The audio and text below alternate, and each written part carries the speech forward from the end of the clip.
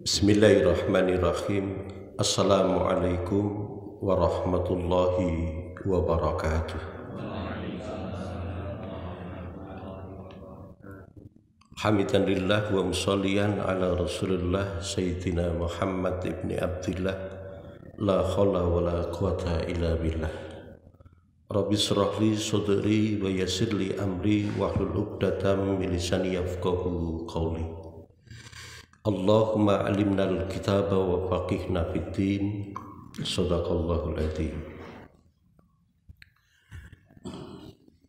Ila hadrati Rasulillahi Sayyidina Muhammadin sallallahu alaihi wasallam wa alihi wa azwajihi wa dzurriyyatihi wa ahli baitihi at-tayyibin at-tahirin wa ashabihi al-akramin bi anna Allah yu'li darajatihim bil jannati wa yanfa'una bi asrarihim wa anwarihim wa ulumihim fid dini wa dunya wal akhirah wa yaj'aluna min khisbihim wa yarzuquna mahabbatahum wa yatawaffana ala millatihim wa yakhshuruna fi zumratihim wa ilal awliya'i wa syuhada'i was salihin wal a'immatir rasyidin summa ila walidina wa masyayikhina wa tawil huquqi alaina wa alaihim wa hadaniyah as-salihah al-fatihah.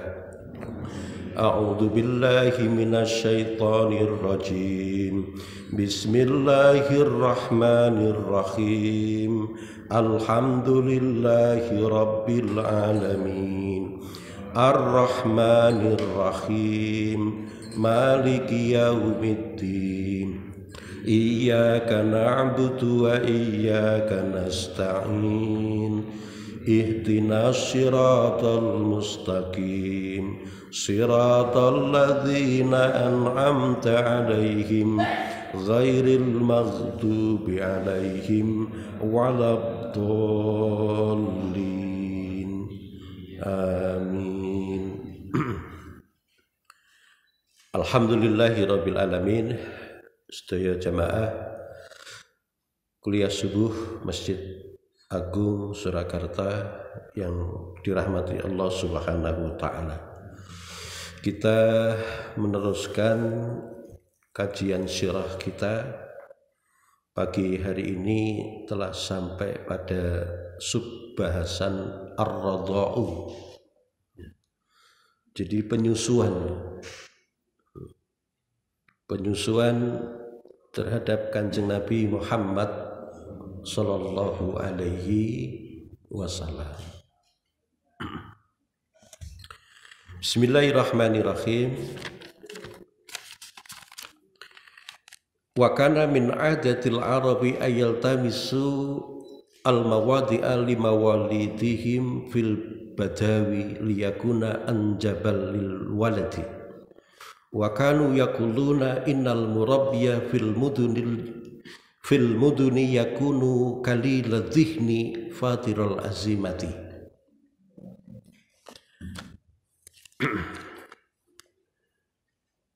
Wa kana min adatil arabi, dan adalah dari kebiasaan orang-orang Arab, ayal tamizu, mereka mencari al-maradi'ah, orang-orang yang mau menyusui, lima walidihim, kepada anak-anak mereka.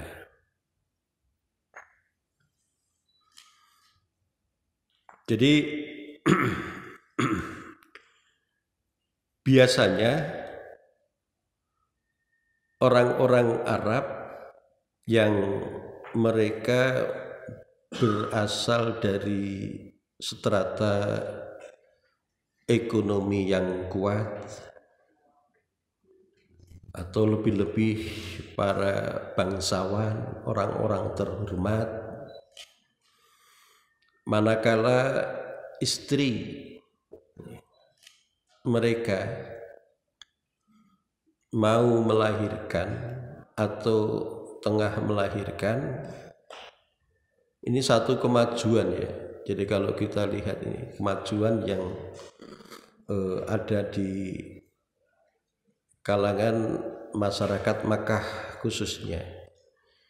Mereka mencari wanita yang bersedia untuk menyusui anak mereka.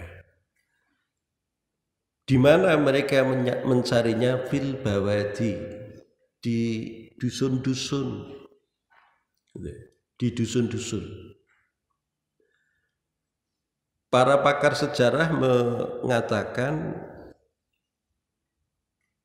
mengapa mereka mencari di dusun-dusun kok tidak memanfaatkan jasa orang-orang yang ada di perkotaan. Jadi Abdul Muthalib sebagai wali dan yang bertanggung jawab kepada cucunya Kanjeng Nabi Muhammad Sallallahu Alaihi Wasallam ini mencari juga seorang perempuan yang rela dan mau untuk menyusui cucunya.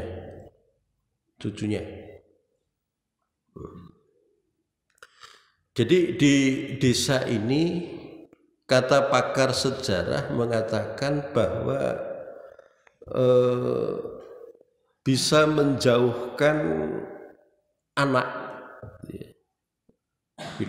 usia dini itu dari berbagai penyakit sosial yang ada di perkotaan. Jadi Mekah ini menjadi kota, terlebih sebagai jujukan dari berbagai orang luar Mekah ketika musim haji, gitu ya. Ini kan tempat berkumpul penyakit-penyakit sosial yang ada di perkotaan. Kemudian juga kenapa dusun-dusun juga dipilih? Karena udaranya masih bersih. Anak bisa berinteraksi secara langsung dengan alam.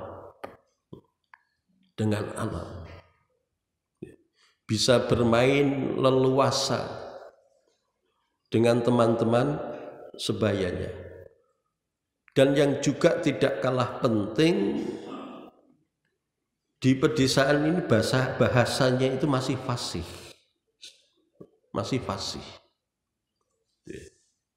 Bahasa Arabnya itu masih fasih.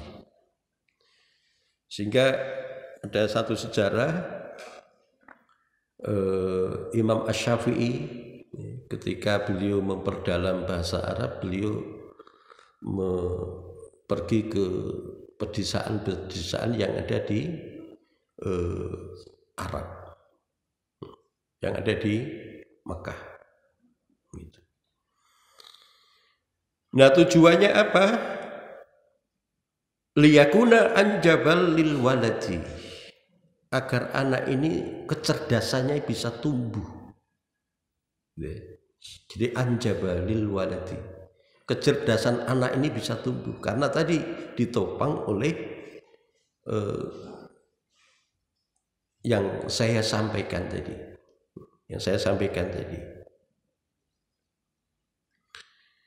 Wa kanu yaquluna, dan orang-orang Arab ini mengatakan innal murabbiya fil muduni yakuna kalila zihni fatiral azimati. Sesungguhnya pengasuh yang ada fil muduni, yang ada di perkotaan, di kota-kota, yakuna kalila zihni, biasanya mereka ini adalah kalila zihni. Jadi malas gitu ya, males. Karena apa? Karena biasanya yang berprofesi kayak begitu kan bukan dari kalangan orang-orang yang ini ya, yang sudah berada. Ya, kalau yang di perkotaan ya lebih sering itu adalah dari hamba sahaya. Gitu. Nah, selain Khalilad Dhihni, al-musannif kitab ini, pengarang kitab ini juga menyampaikan fatirul azimati. Jadi tekadnya ini lemah. Tekadnya lemah. Tidak berupaya sekuat mungkin untuk membentuk karakter anak yang disusui ini benar-benar bagaimana anak memiliki kepribadian yang baik.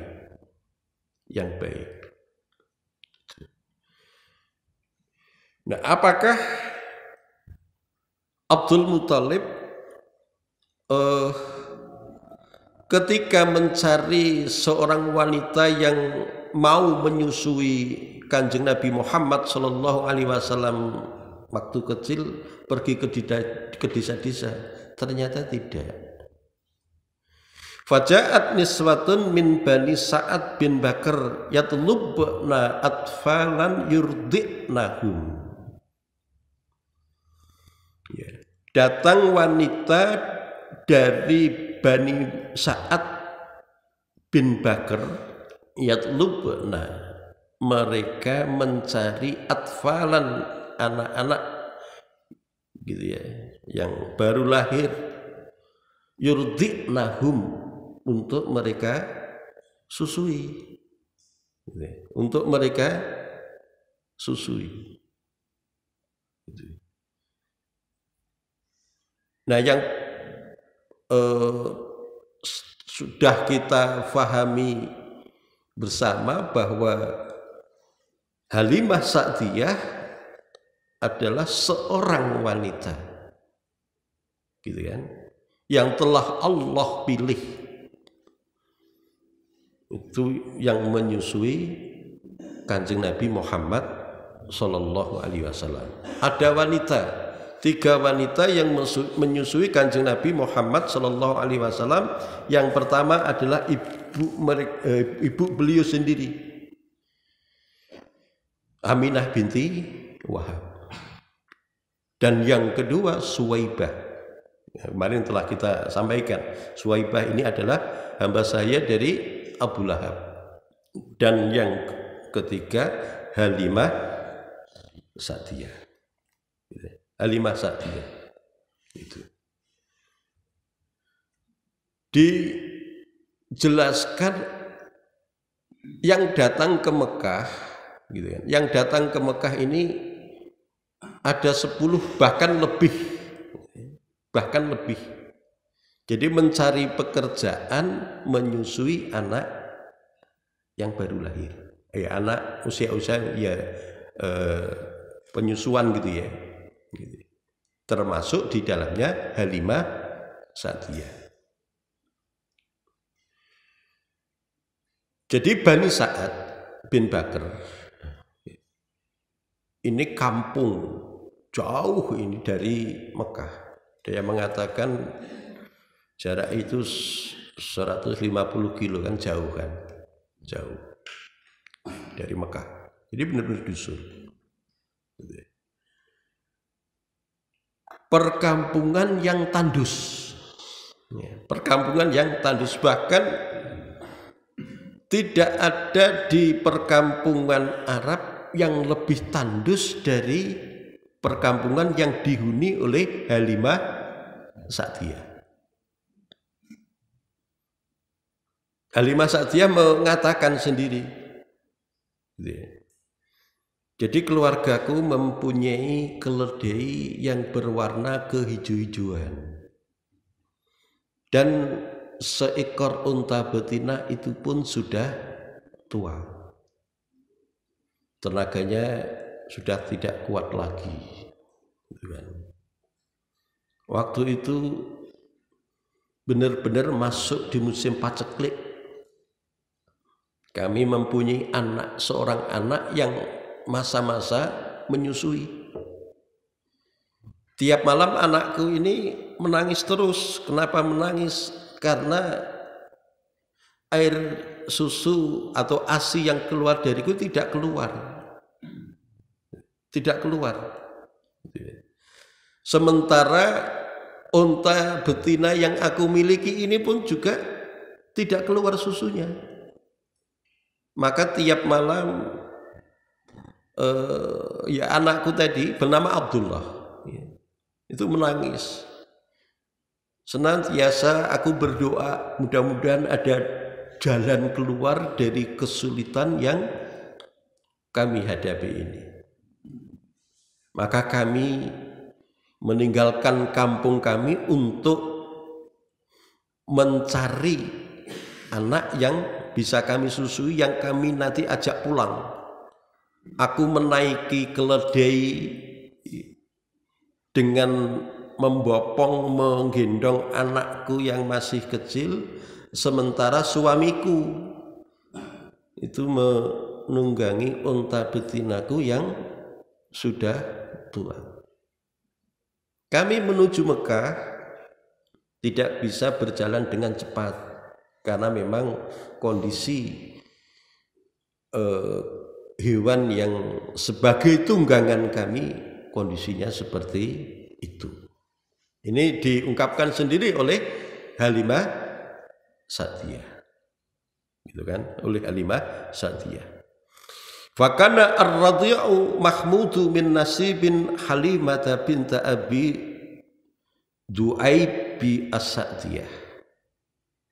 Maka wanita yang bernasib mujur yang menyusui Al-Mahmud. Al-Mahmud ini maksudnya adalah orang yang terpuji, Kanjeng Nabi Muhammad sallallahu alaihi wasallam, Halimah binti Abi Du'aib as-Sa'diyah, yaitu atau lebih sering kita mendengar itu adalah Halimah Sa'diyah, gitu ya. Halimah Sa'diyah. Wa ismu zaujiha, dan nama suaminya, suami dari Sa'diyah tadi adalah Abu Habsah. Abu Habsah ini menurut Syekh Syafi'ur Rahman Al-Mubarakfuri ini adalah laqab, julukan. Nama aslinya itu Al-Haris bin Abdul Uzza, gitu. Al-Haris bin Abu Uzza. Jadi suami istri dengan anaknya yang masih kecil pergi ke Mekah, gitu kan? Pergi ke Mekah.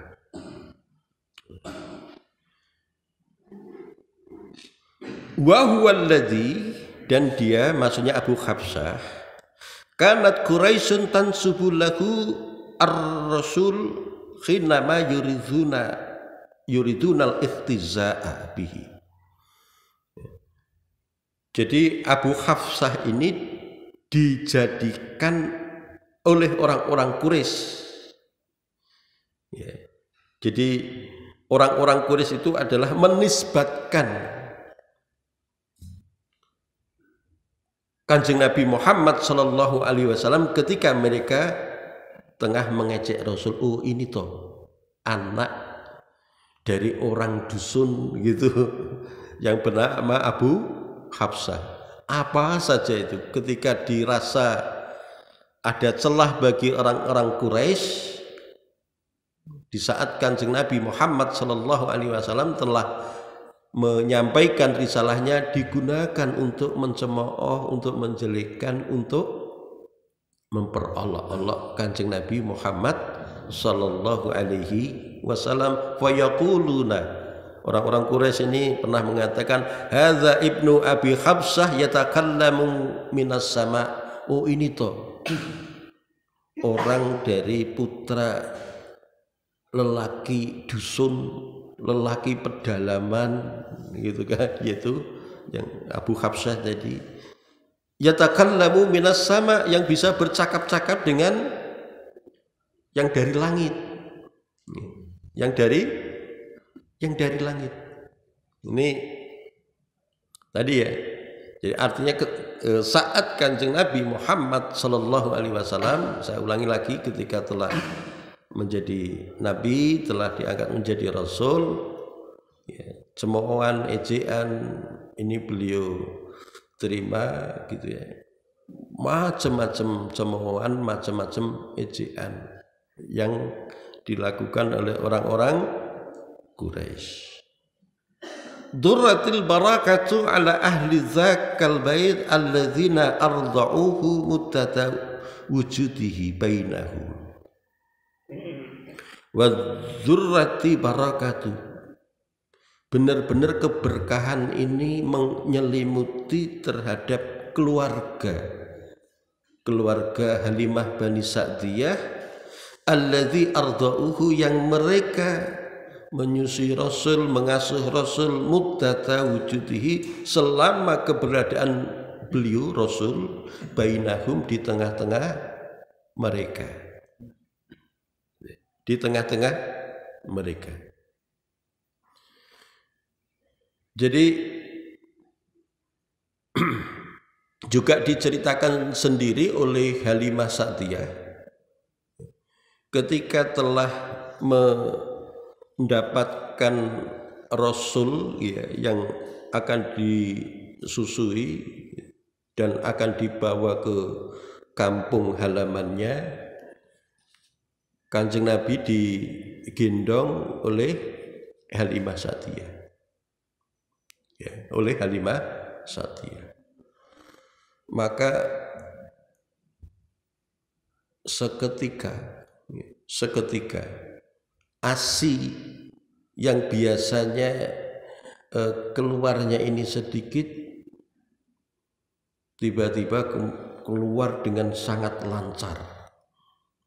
Tiba-tiba keluar dengan sangat lancar. Tidak hanya anaknya sendiri ya, yang jelas ya Kanjeng Nabi Muhammad SAW pun juga merasa kenyang juga anaknya kenyang.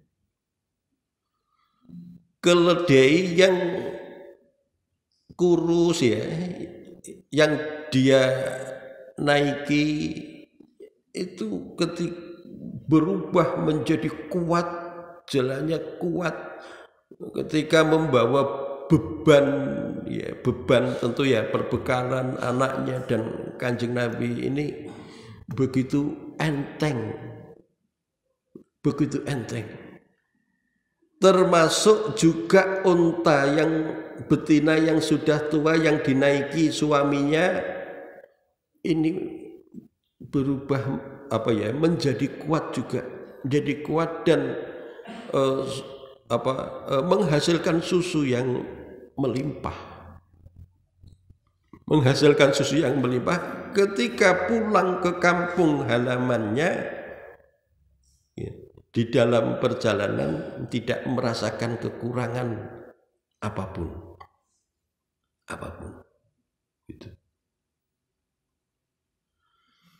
Nah, ketika tengah berada di dalam pengasuhan Halimah Sa'diyah, kampung yang paling gersang yang ada di Mekah atau di Arab,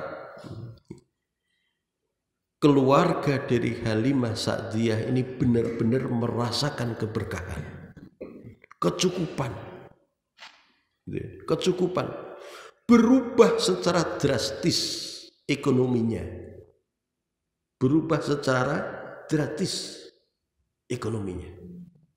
gitu.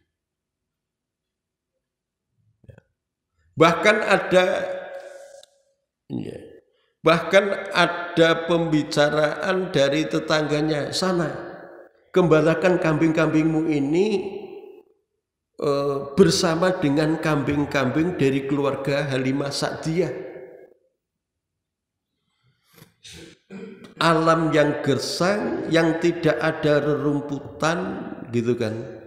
Ternyata binatang ternak yang dipelihara keluarga Halimah Sa'diyah digembalakan, ketika pulang ini dalam keadaan benar-benar kenyang.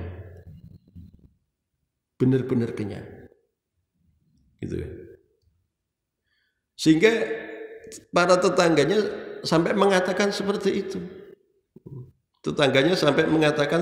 itu. Gitu ya. Wa kana tarbu an arba'i sanawatin, Jadi Kanjeng Nabi ini di dalam pengasuhan dari keluarga Halimah Sa'diyah selama 4 tahun. Selama 4 tahun. Nah, jamaah qiyam subuh yang rahimakumullah. Jadi dari kisah ini yang bisa kita tarik satu hikmah yang sangat besar adalah mencintai Kanjeng Nabi Muhammad Sallallahu Alaihi Wasallam. Itu kan, itu akan mendatangkan keberkahan dan bisa menolak keburukan.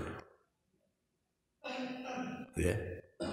Mencintai Kanjeng Nabi Muhammad Sallallahu Alaihi Wasallam ini akan mendatangkan keberkahan. Contohnya apa? Yang saya sebutkan tadi. Padahal itu Kanjeng Nabi masih di usia-usia kecil, belum sebagai Rasul dan belum sebagai Nabi.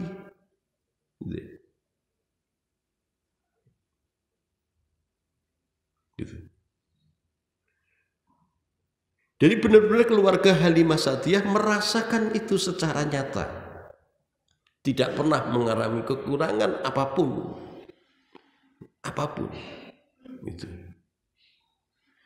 Nah, maka benarlah hadirnya Kanjeng Nabi Muhammad Sallallahu Alaihi Wasallam di mana beliau ini singgah, di mana beliau berada, ini memberikan keberkahan. Ketika telah nanti diangkat menjadi nabi, diangkat menjadi rasul, maka akan menjadi rahmatan lil alamin. Rahmatan lil alamin. Ini yang bisa kita petik ini. Gitu. Jadi kecintaan kepada Kanjeng Nabi gitu kan, ini akan memberikan keberkahan. Bisa menolak keburukan. Bisa menolak keburukan. Contoh yang lain misalnya, kemarin telah pertemuan yang sebelum ini telah saya sampaikan, Suwaibah sebagai hamba sahaya dari Abu Lahab, ketika dia menyampaikan kabar gembira kelahiran Kanjeng Nabi Muhammad Sallallahu Alaihi Wasallam kepada majikannya, oleh majikannya kemudian Suwaibah tadi dimerdekakan. Itu kan, dimerdekakan. Belum tentu kalau misalnya tanpa peristiwa ini Suwaibah akan menjadi wanita yang merdeka. Belum tentu. Ini bukti dari, sekali lagi, adalah barokah, gitu. Barokah dari hadirnya Kanjeng Nabi Muhammad Sallallahu Alaihi Wasallam. Yang selanjutnya juga Allah benar-benar telah memperlihatkan bukti yang nyata, dan itu bisa dilihat, disaksikan gitu ya, oleh orang-orang semasanya yang benar-benar kelak telah dipersiapkan akan menjadi utusannya. Maka dari ini ya, sehingga Allah menyampaikan a'udzubillahi minasyaitonirrajim, bismillahirrahmanirrahim, alam yajidka yatiman fa'awa. Bukankah dia, Allah maksudnya, mendapatimu ya Muhammad sebagai seorang yatim, lalu dia Allah melindungimu. Ya, jadi campur tangan secara langsung gitu ya. Allah mendidik secara langsung kepada pilihannya, gitu ya, kepada pilihan. Jadi ketika kita bertanya kenapa kok Kanjeng Nabi ini itu disusukan kepada Arab dusun, ini para ulama sejarah menguraikan yang seperti ini. Nah, ini ya tentang pembahasan ar-radha ini. Mudah-mudahan ada manfaatnya untuk kita bersama. Allahumma salli wa sallim wa barik ala sayyidina Muhammad wa malaikatikal muqarrabin wa anbiyaika wal mursalin wa ahli ta'atika ajma'in minhum bi rahmatika ya arhamar rahimin. Alhamdulillahi rabbil alamin. Allahumma anfa'na bima 'allamtana wa 'allimna ma yanfa'una. Allahumma alimna al-kitaba wa faqihna fid-din. Rabbi shrah li sadri wa yassir li amri wahlul 'uqdatam min lisani yafqahu qawli.